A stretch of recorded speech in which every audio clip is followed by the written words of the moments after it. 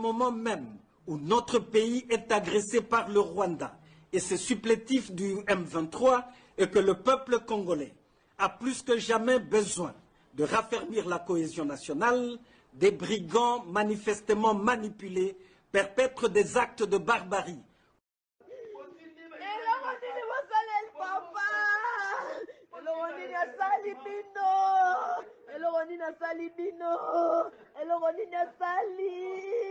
Ah, voilà ma kanga ya ta kokanga. Donc elle a la prison papa. Nyamane tumba chéri me okende. Ah, papa. Papa la papa. Chéri me la ngai papa. Papa no mono wapi.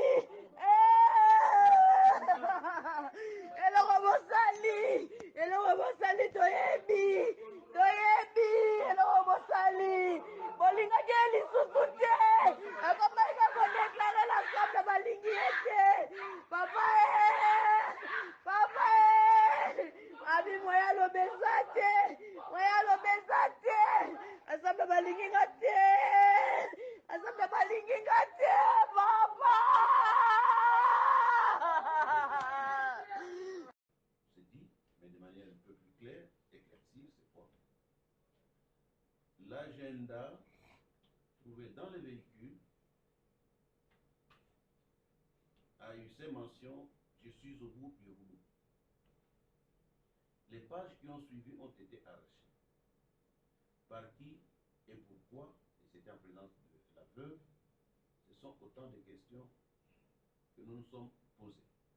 Et je vous ai dit, et c'est ça que vous devez retenir, que les enquêtes se poursuivent par rapport aux problèmes dont je tais présentement de vous livrer le secret. Quels sont les problèmes? J'imagine qu'une personne ne peut pas se donner la mort en dehors d'un problème. Est-ce que ces problèmes ont été commandités? Est-ce qu'il y a des gens, de manière lointaine, ont pu tirer les ficelles qui ont amené à ce que l'intéressé ou la victime puisse se donner la mort? Autant de questions qui restent encore à être éludées pour y trouver des réponses. Le procureur ne l'a peut-être pas dit, le véhicule s'est arrêté là où il s'est arrêté. Les témoignages des personnes qui sont derrière, parce que c'était devant un garage, les témoignages ont révélé qu'ils ont entendu un cri, ou plutôt un coup, et ils sont venus directement pour trouver que le véhicule était stationné, qu'il y avait une personne à l'intérieur, parce qu'ils regardaient partout du devant, les autres vitres étant teintées. Et lorsque nos équipes arrivent, il y avait d'ailleurs de petits ballots qu'on appelle Chegué, ils ont déjà commencé à arracher, à voler le proviseur, et tout ça comme ça. Donc là, les témoignages clairs des personnes qui ont été à l'endroit où le véhicule a été trouvé est tranchant, que le véhicule s'est arrêté, personne n'en est descendu.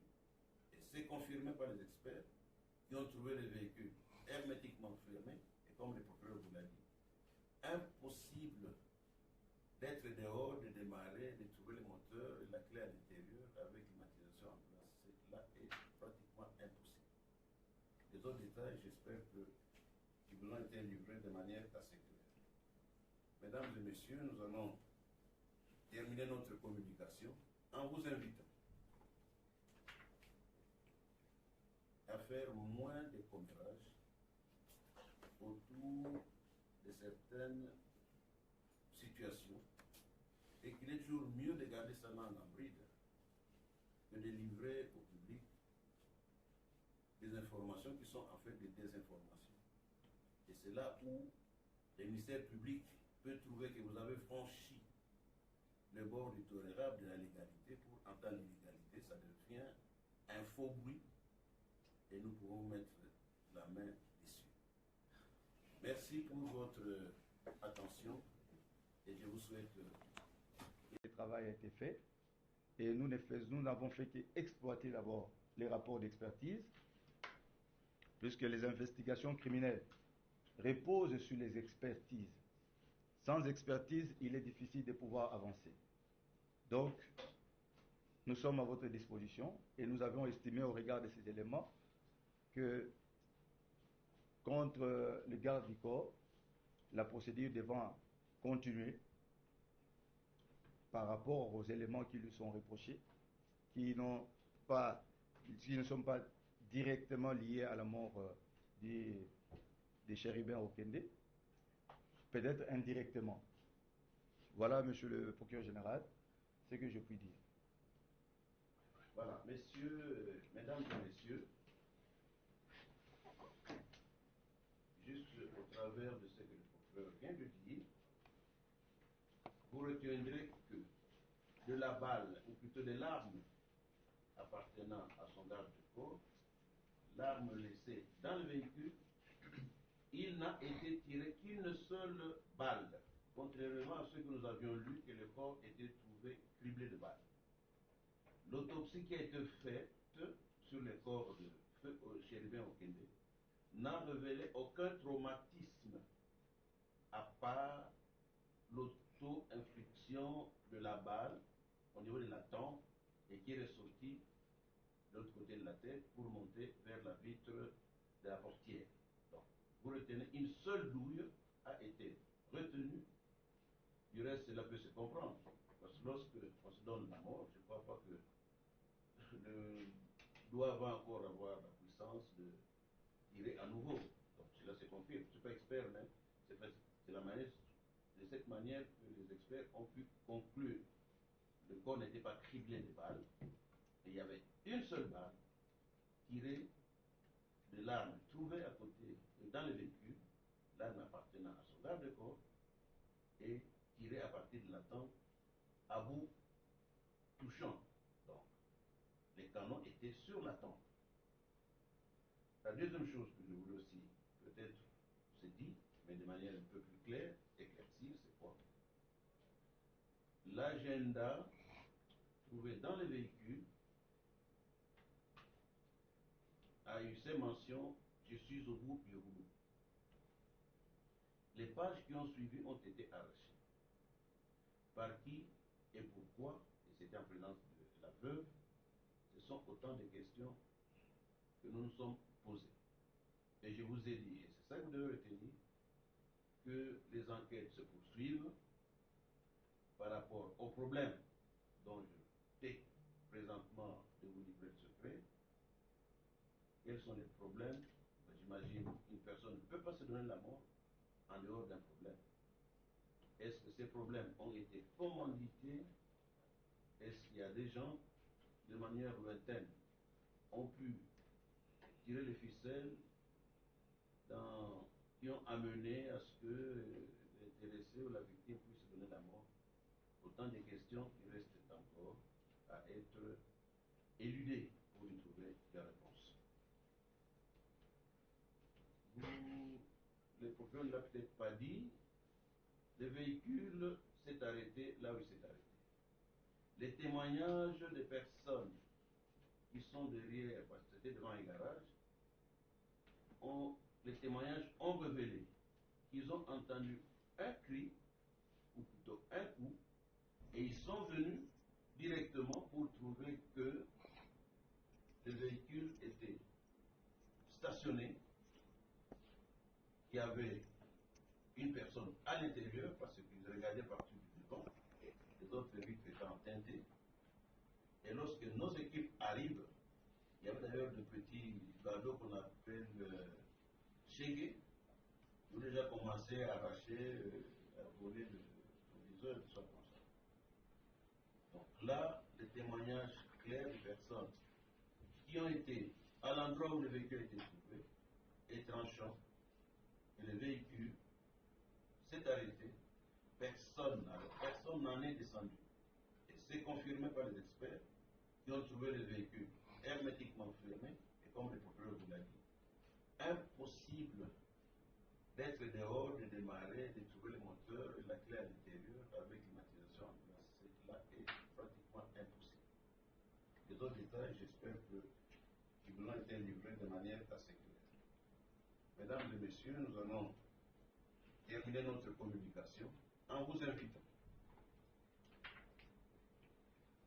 à faire moins de contrages autour de certaines situations et qu'il est toujours mieux de garder ça dans en bride que de livrer au public des informations qui sont en fait des désinformations. Et c'est là où le ministère public peut trouver que vous avez franchi le bord du tolérable de la légalité pour entendre l'illégalité, ça devient un faux bruit et nous pouvons mettre la main dessus. Merci pour votre attention et je vous souhaite aussi à l'examen toxicologique du corps du défunt. Pour ce qui est de la première équipe, les conclusions révèlent que contrairement à ce qui s'est raconté, et même en contradiction avec la déposition du garde-corps, M. Chéribin Okende, par ses téléphones, ne pouvait se trouver devant la Cour constitutionnelle vers 16 heures, puisque les retraçages par rapport aux antennes ayant pris en charge son appareil téléphonique renseignaient que vers 16 heures, il se trouvait plutôt du côté de l'avenue Senoué, du boulevard Senoué. Et par conséquent, il ne pouvait pas se retrouver à la Cour constitutionnelle vers 16 heures. Des deux, les enregistrements, puisque les différents enregistrements, on a mis à contribution non seulement les sociétés de télécommunications par rapport au traçage et aux antennes ayant pris en charge les différentes communications de M. Okende, mais également les vidéos surveillance des environs de la Cour suprême de justice et également du trajet supposé avoir été emprunté par M. Okende. Ce qui nous a fait plus ou moins un téra d'images qu'il fallait exploiter. Et ces images renseignent que à 16 heures, visionnage fait, M. Okende ne pouvait se trouver à la Cour constitutionnelle vers 16 heures. Et également, nous avons pu retracer le mouvement de M. Okende de 16 heures. De 16 heures jusqu'à 17 heures, il s'est trouvé aux alentours, comme je l'ai dit, de boulevard Senoué. Ce n'est que vers 22 heures que les antennes de télécommunications vont les reprendre encore en charge, cette fois-là, vers Ndolo.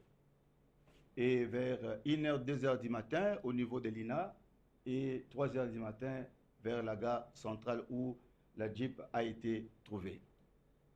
Donc, précision détail, même l'appel aux témoins lancé par M. le procureur général près la Cour de cassation n'a rien donné. Et les différentes descentes par nous effectuées à la Cour constitutionnelle pour pouvoir avoir des informations sur sa présence, aucun témoignage n'a été fait dans ce sens. Avec l'autorisation de M. le procureur général, je voudrais particulièrement relever la communication faite quelques heures après le décès de Okende d'un monsieur qui prétendait se trouver dans les restaurants Royal. Et qu'à partir du restaurant Royal, il a entendu des bruits, il est sorti et il a vu des jeeps qui amenaient M. Okende. Là également, nous sommes descendus sur place. Devant les restaurants Les Royal, nous avons tenté de procéder à une reconstitution. C'est impossible. Partant de l'hôtel du restaurant Les Royal, pardon? Restaurant Villa Royal. Oui, oui, oui.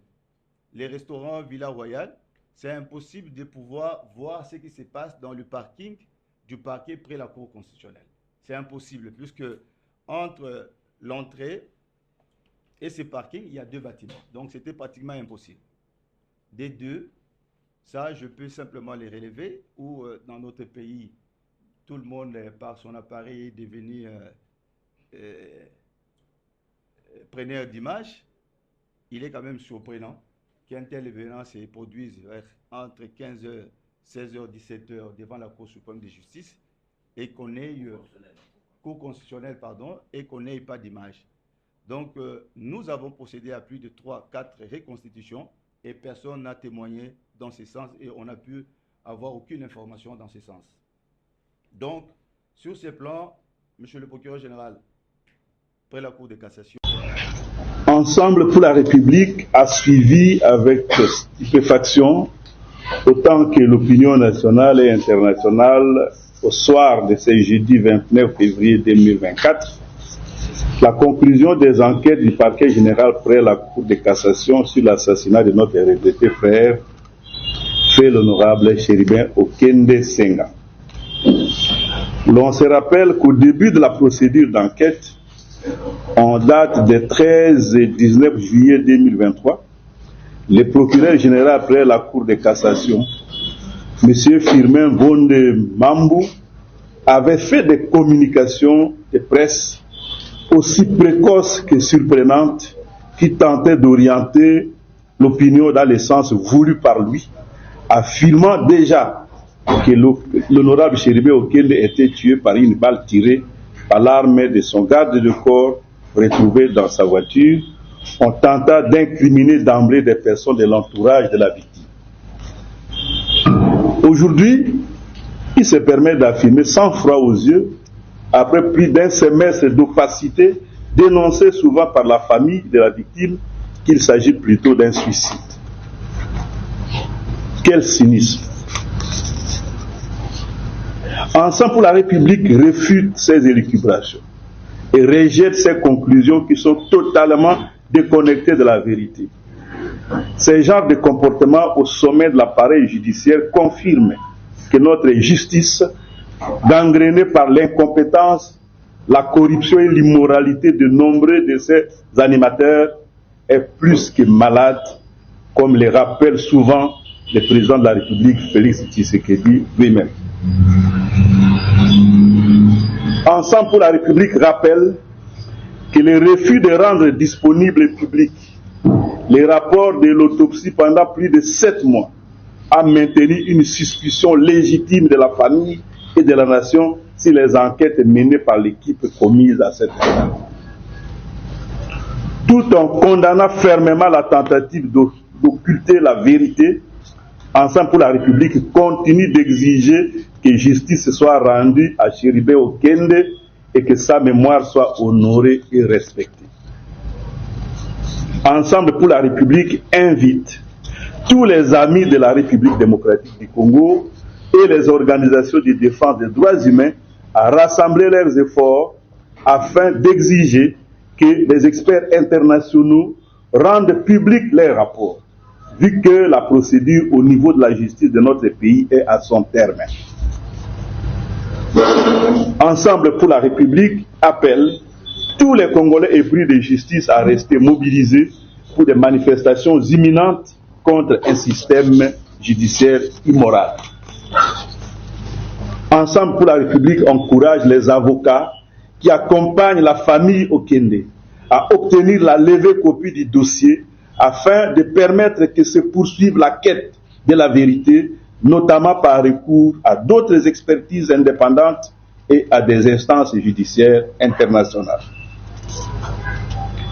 Ensemble pour la République sollicite enfin instamment que les différents barreaux auxquels appartiennent les avocats de la famille Okende puissent leur accorder l'autorisation de s'exprimer afin de rencontrer les hasardeuses conclusions d'une enquête montée pour désorienter l'opinion et couvrir les meurtriers.